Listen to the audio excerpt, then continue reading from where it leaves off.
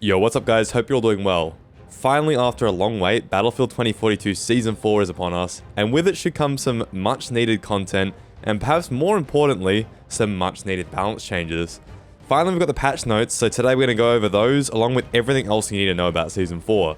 To start with, let's take a quick look at the content, as the patch notes really aren't that long, but they definitely do pack some very influential changes. Anyways, as with most seasons, we're getting a bit of everything. The new map coming in is called Flashpoint. It's based in Richtersveld, an arid, rocky South African battlefield, where the conflict is going to be set up close and personal. Well, at least that's how they describe it.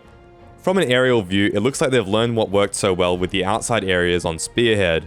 The natural rocky hills form fantastic channels to get across the map, which also protect you from pretty much everything but aircraft. It also looks like there's a central indoors area for infantry to have some sheltered combat. Overall, this looks to be a really great approach from DICE, and I actually think they're learning what works. Now the next big change coming in is the new specialist, of course, and that's going to be Camilla Blasco.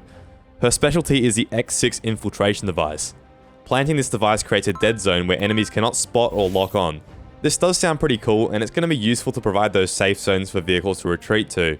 My only fear is that players will combine this along with the Irish APSs to basically just make a force field around a camping tank. Especially with the Tor tank being able to sit at the back of the map and kill pretty much anything in the sky, it's just going to help that kind of playstyle. Now Camilla's trait is called Ambush Expert. This lets her move swiftly past motion sensors without being spotted, along with not triggering the Boris turret. Overall, the specialist sounds pretty reasonable, and it's not really game breaking like some of the other ones that came before her. More on that later. Now for the vehicles we're getting, that's going to be the Cav Brawler. This vehicle is basically an LAV, which has the role of transporting the squad towards an objective. It has a threat detection system and also a defense system that throws grenades in all directions. This vehicle looks like it's going to be an absolute menace against infantry and will likely thrive in Breakthrough. As for the weapons though, we've got 4 new ones along with the few from Portal. New to the game will be the AC-9, which is an SMG, the RM-68, which is a suppressed assault rifle, the RPT-31, which is like a heavy-hitting LMG, along with the Super 500 shotgun, which looks exactly like the shorty from Battlefield 4. A nice bunch of weapons to play with. I'm really looking forward to using the assault rifle and the LMG specifically. Now, one of the concerning additions is the SPH explosive launcher. This is a sticky bomb launcher that looks to be stolen from Team Fortress 2's Demo Man.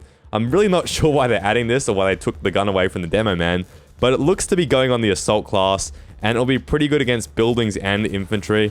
Again, it just doesn't seem like the game needs more easy explosive kind of kills, especially after the airburst. A lot of people don't like that, but I guess we'll see how it plays out. And finally from Portal, we're getting the BF3 SVD along with a Type 88 LMG also from BF3. And then as always, we will be getting a battle pass, which is going to be how you're going to unlock the new guns. Now for all the changes, as always on this channel, I try not to be a text-to-speech robot. I'll just give you guys the stuff that actually matters rather than the stuff you're never going to notice.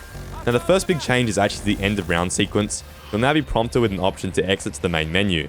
This should stop people accidentally quitting to the menu, and it should help keep lobbies together just a bit better. Now getting into what I'd say is the cream of the crop, the next change is the Liz nerfs. Liz was definitely the best specialist in 2042 from the moment she was put into the game, and I'd say nobody has really came close to her since. She even got a buff in the last update, which just didn't make sense to me, and lately I've just been playing Liz and single-handedly stopping anyone from flying for longer than about a minute, if they're lucky. Now the thing is, if you have a squad of them, you're not just killing the few air vehicles that you can one-shot. You can kill anything. I mean, flying or not, in a matter of seconds, any vehicle can die with a squad of Lizzes.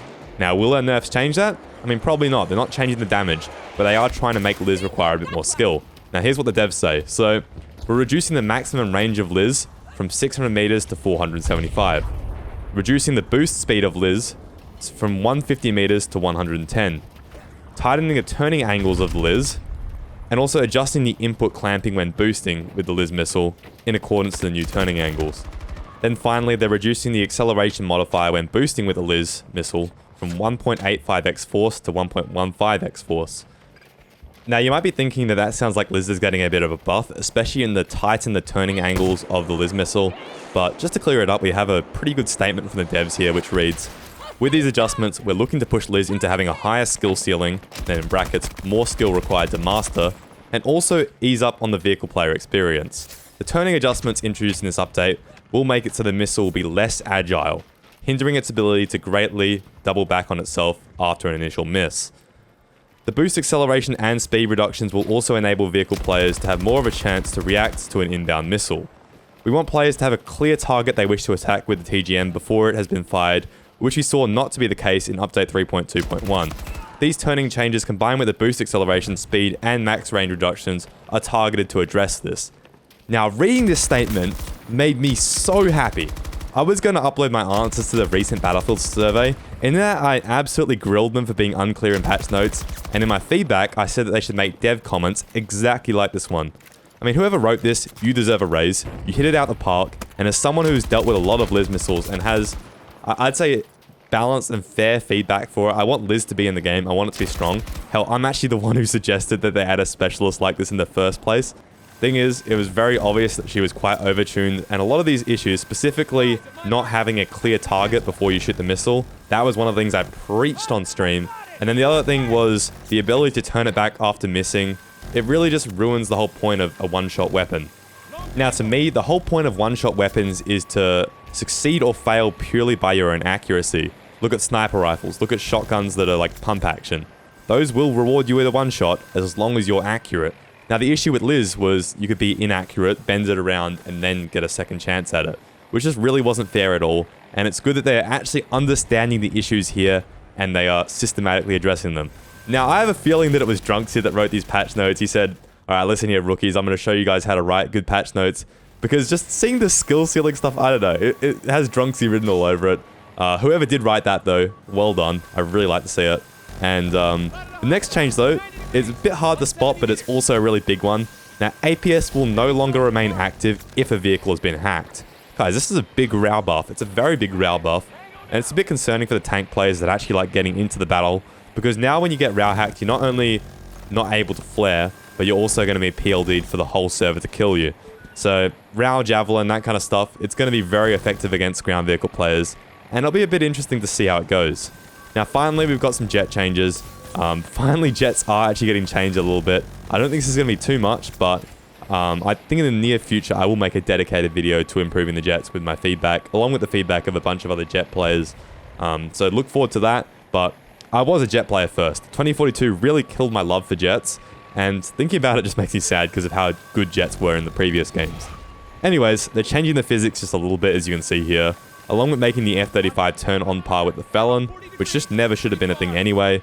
But these are good changes. Not really anywhere near enough to make them good, unless there's stealth changes that we're yet to experience. And now, for the final meaningful thing, this is for all you prone bipod rats. The bipod was unintentionally reducing dispersion by 40%, so now it's only changed so it'll be 20%. And that's pretty much it. That's the patch. So, not a very big one in terms of quantity, but I'd say there's a lot of quality there, and it's pretty much everything important is to do with the vehicles. So if you're an infantry player, not a whole lot's going to change there, but I hope you guys enjoyed, and I'll catch you all in the next one. Peace.